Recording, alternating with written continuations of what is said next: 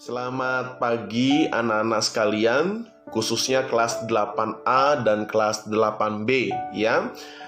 Hari ini atau jam ini kita akan memulai pelajaran pendidikan agama ya. Di semester 2 ini ada sedikit perubahan dan perubahan itu pasti jauh lebih baik.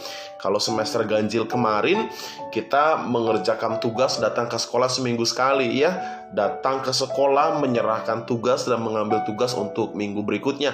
Tetapi di semester ini kita akan belajar online. Pak Paulus khususnya akan berusaha bagaimana memberikan materi baik melalui YouTube atau melalui Zoom, melalui Meet dan lain sebagainya. Nanti kita akan komunikasi di grup WA saja. Sebelum kita belajar firman Tuhan, mari kita bersatu dalam doa dulu ya. Anak-anak yang di rumah, mari kita bersatu di dalam doa.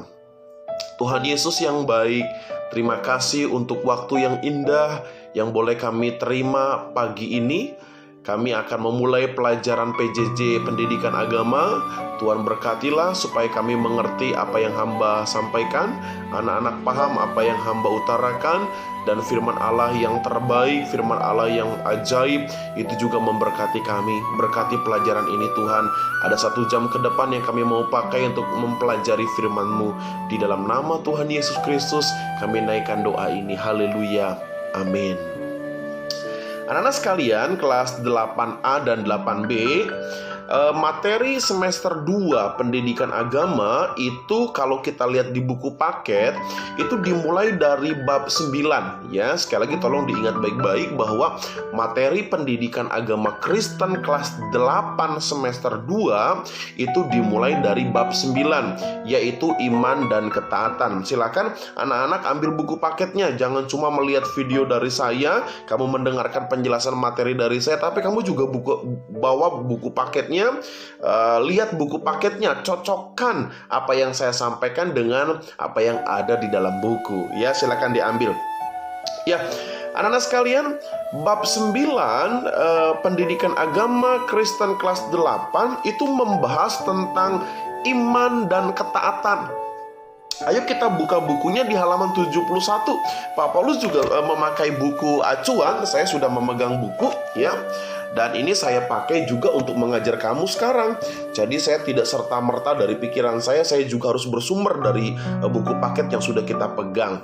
Nah, anak-anak sekalian, kalau kita membahas tentang bab 9, iman dan ketaatan, ini adalah dasar pengajaran Kristen yang paling penting. Ya, Pak Paulus katakan kalau bicara mengenai iman dan ketaatan, ini adalah dua hal yang merupakan dasar pengajaran Kristen yang penting. Kenapa anak-anak sekalian Pak Paulus katakan ini adalah dasar yang penting? Bahwa keselamatan yang kita peroleh, surga yang dijanjikan oleh Yesus, ternyata itu diperoleh melalui iman. Ya, anak-anak mungkin sudah paham bahwa dalam konteks kekristenan, keselamatan diperoleh bukan karena amal baik kita, betul nggak?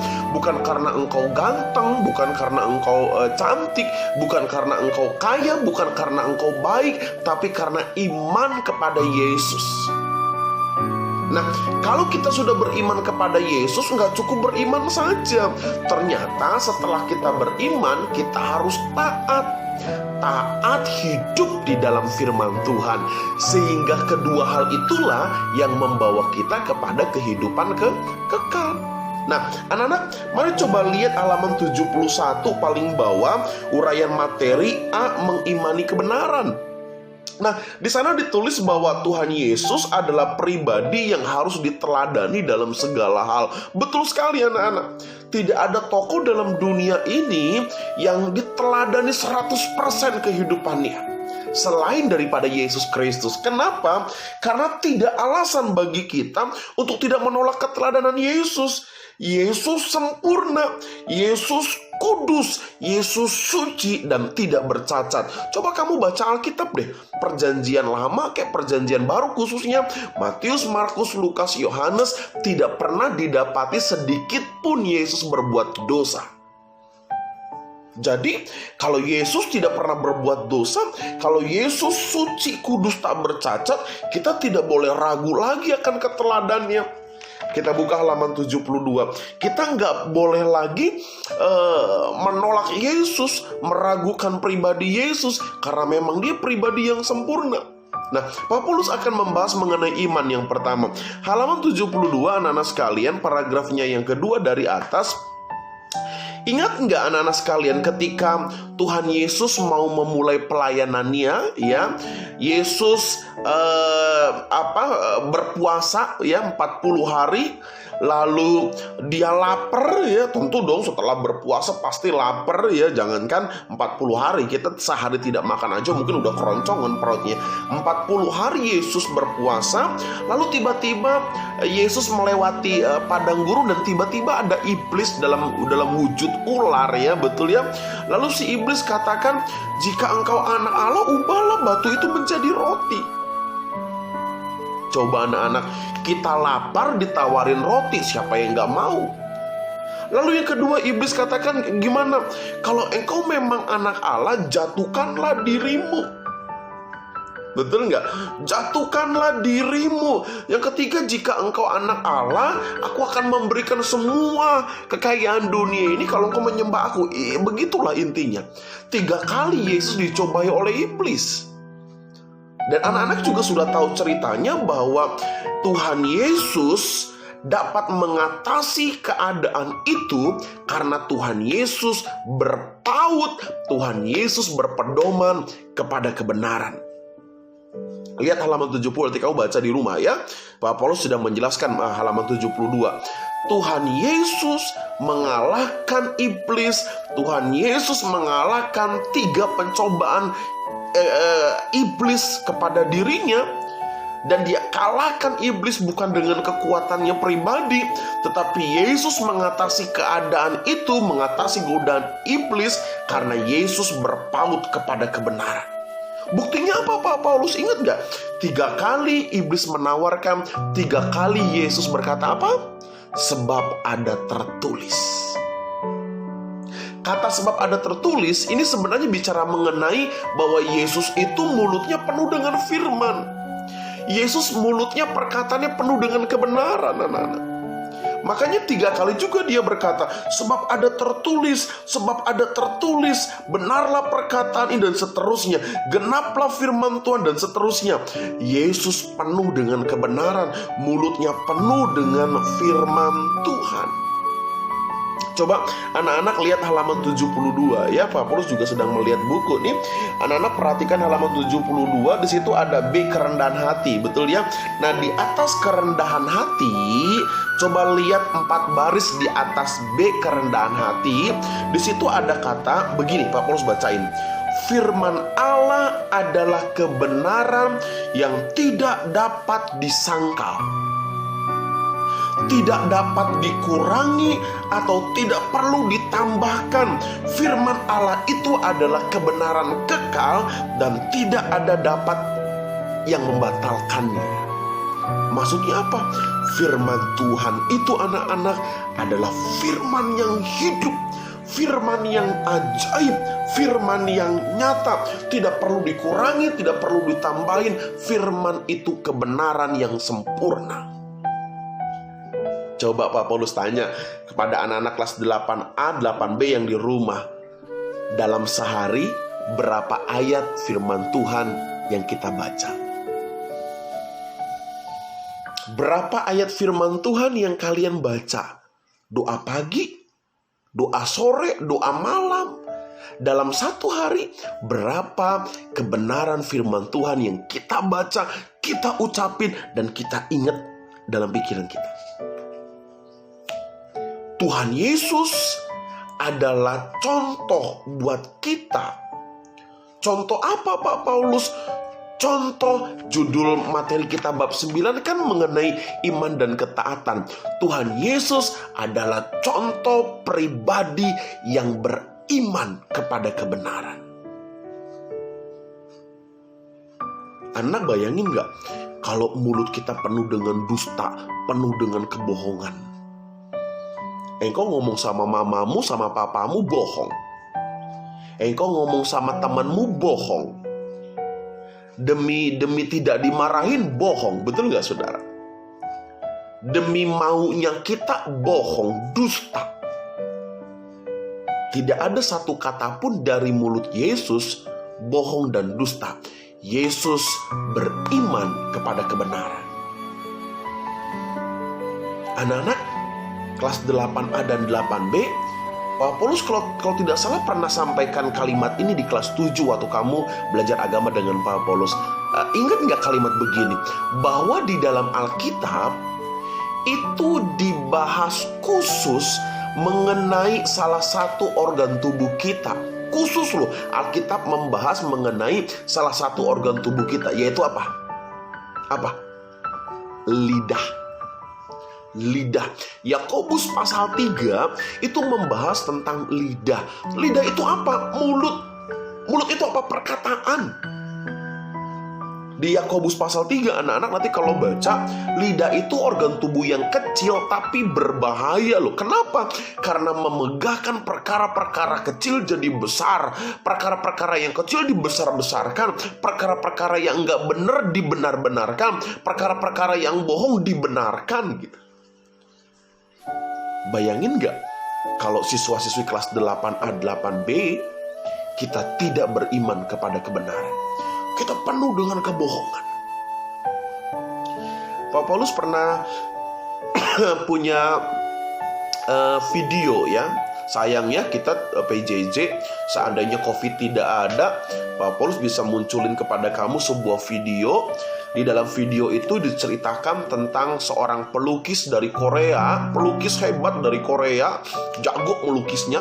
Saya pegang pensil nih, dia melukis begitu bagus.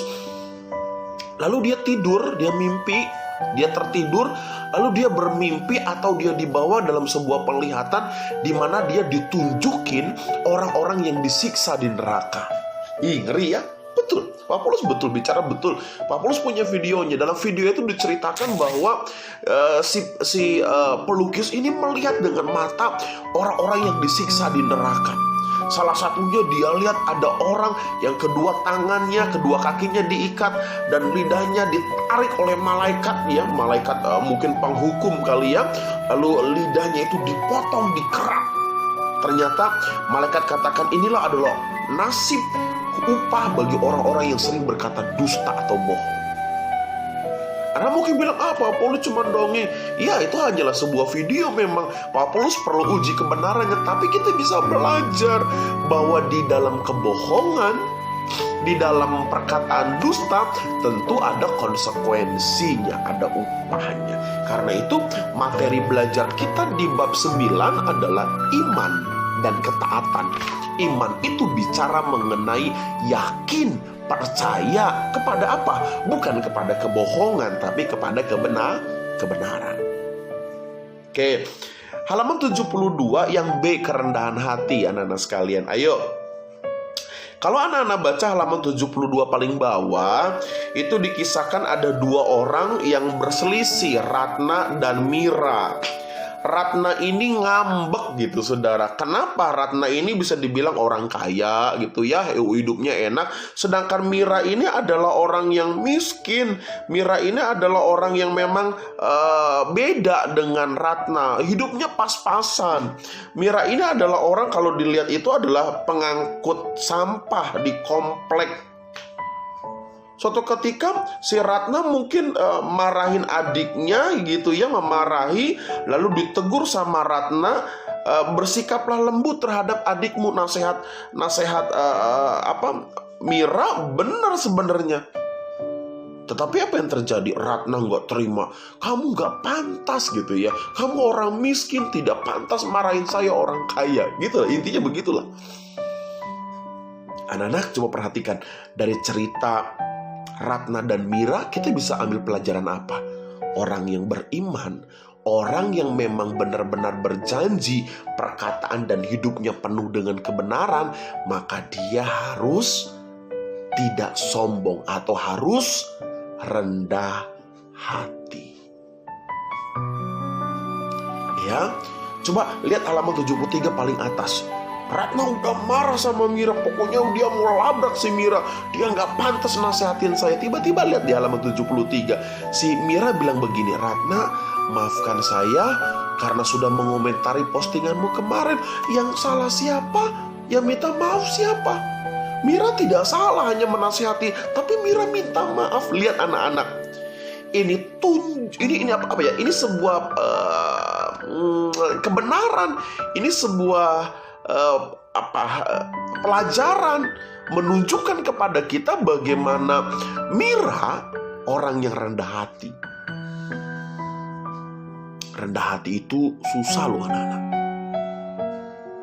Lebih gampang sombong atau rendah hati? Ayo jawab. Lebih gampang sombong, apalagi kesombongan kita benar adanya. Misal, papaku kaya, bener aku kaya, gampang sombong. Aku punya HP 10 juta, 5 juta, bener aku punya, gampang sombong. Yang lebih bahaya, dia miskin, dia susah, tapi sombong. Nah, anak sekalian, kita belajar di halaman 72-73, kita belajar dari Mira. Miskin, pas-pasan, dia mengucapkan kebenaran, menasehati Ratna, tapi dia juga rendah hati.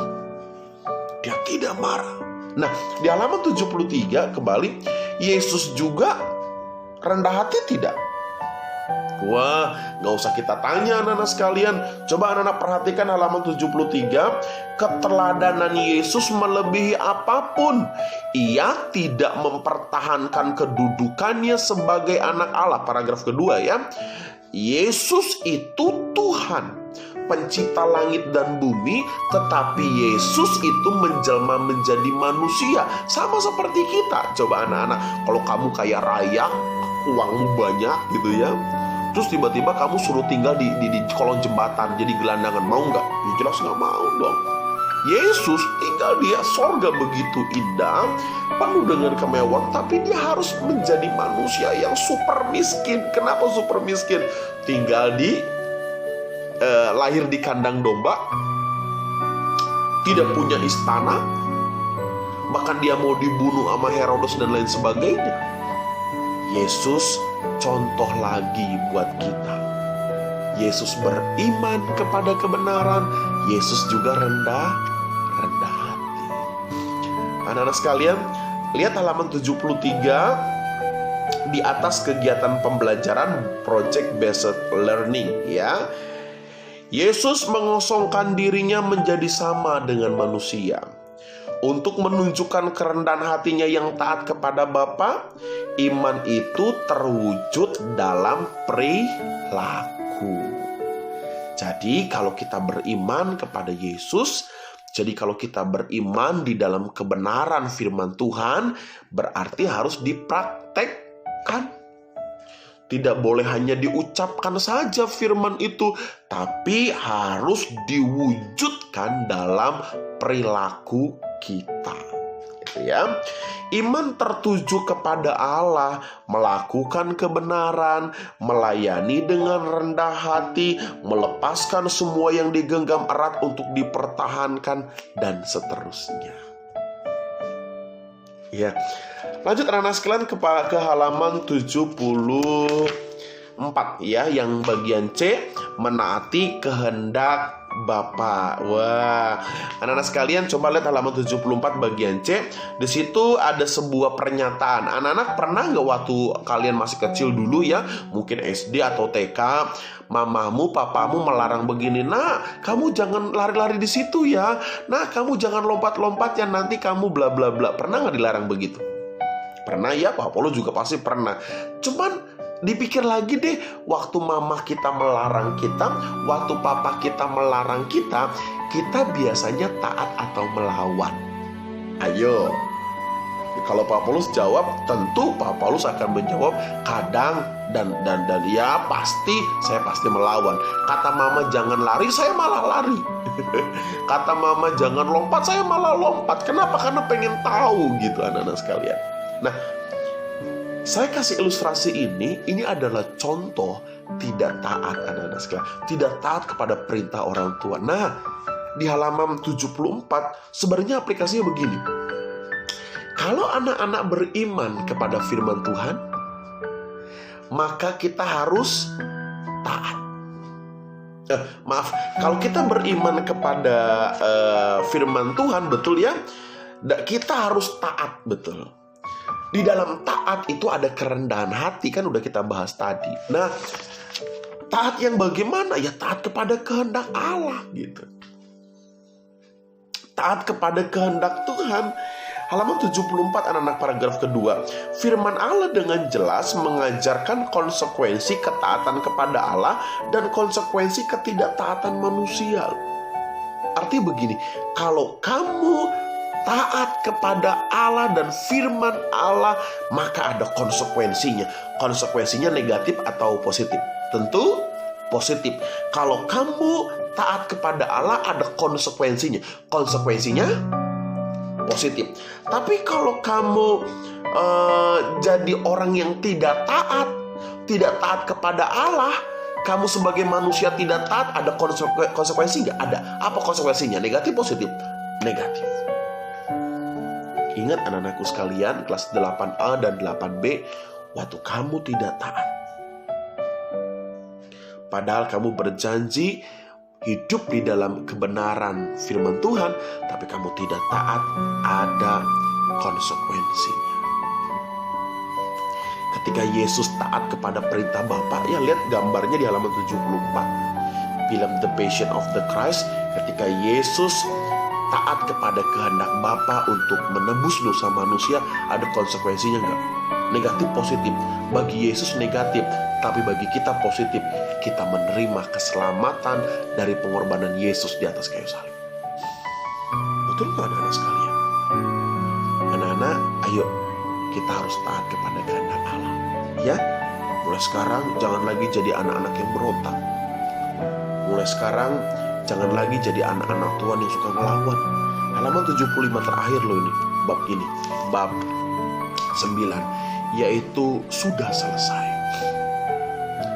Dari imannya Yesus hidup di dalam kebenaran, Yesus rendah hati, Yesus taat kepada kehendak Allah sampai selesai. Maksudnya apa Pak Paulus? Kalau kamu bilang, oh Pak Paulus saya diberkati dengan pelajaran Pak Paulus, saya mau jadi anak yang hidup dalam kebenaran, saya mau jadi anak yang rendah hati, saya mau jadi anak yang taat. Anak perhatikan, kalau kamu mau janji ketiga hal ini, itu tidak cukup sebulan, itu nggak cukup 2 bulan, nggak cukup 1 tahun, tapi sampai selesai. Maksudnya apa? Harus setia sampai selama-lamanya. Sampai Yesus mati di atas kayu salib, dia katakan sudah selesai. Dia taat sampai mati. Anak-anakku, rendah hatilah sampai mati. Anak-anakku, taatilah firman Tuhan sampai mati. Anak-anakku kelas 8 yang di rumah, lakukanlah kebenaran sampai mati. Supaya apa? Supaya kita semua memperoleh hidup yang kekal. Amin. Ini materi bab 9 yang Pak Paulus bagikan. Ya mungkin terbatas, kamu gak bisa nanya gitu ya. Tapi gak apa-apa, kamu bisa renungkan, kamu bisa baca buku paketnya ya. Jangan dihilangkan, jangan dilupakan buku paketnya. Kamu pelajari lagi dengan sungguh-sungguh. Pak Paulus percaya sekalipun di masa pandemi, kalau kamu lakukan firman Tuhan yang Pak Paulus ajarkan, Tuhan pasti lindungi kamu, diberikan kesehatan, diberikan perlindungan, diberikan keselamatan dan juga berkat yang berkelimpah. Amin ya. Kita berdoa ya. Setelah berdoa amin, Pak Paulus akan tutup. Nanti anak-anak sekalian lihat grup WA-nya ya, grup WA pendidikan agama. Nanti Pak Paulus akan kasih tugas sama kamu. Tugasnya adalah kamu akan menjawab pertanyaan dari Pak Paulus. Dan hari ini juga, menit itu juga kamu harus menjawab pertanyaan saya. Bagaimana cara menjawabnya? Silakan kamu isi di kolom komentar YouTube saya. Ya, YouTube ini di bawahnya ada kolom komentar kan? Silakan kamu ketik, tulis pertanyaannya dan langsung jawab. Pertanyaan jawaban. Tulis namamu dan kelasmu 8A atau 8B. Tulis di kolom komentar YouTube ini soal dan jawabannya. Saya akan tunggu. Hari ini juga kita belajar agama cuma 1 jam. Saya mengajar sekitar 25 menit nih. Ada waktu sekitar setengah jam lebih lagi. Kamu boleh kerjakan tugas saya, isi di kolom komentar video YouTube ini. Itu ya. Tuhan memberkati, sampai ketemu minggu depan. Shalom. Kita berdoa dulu ya. Bapa, terima kasih untuk materi yang boleh kami pelajari. Tuhan berkati supaya kami mengerti lebih lagi dan kami menjadi pelaku firman. Jadikan kami anak-anak yang hidup dalam kebenaran, rendah hati, taat, bahkan kami taat sampai mati. Berkati pertemuan ini, dan minggu depan kami akan belajar di bab berikutnya. Kami akan mengerjakan soal supaya menjadi aplikasi buat kami mengerti apa yang diajari. Terpujilah nama-Mu, dalam nama Yesus kami berdoa. Amin. Shalom semuanya, sampai ketemu minggu depan. Tuhan memberkati.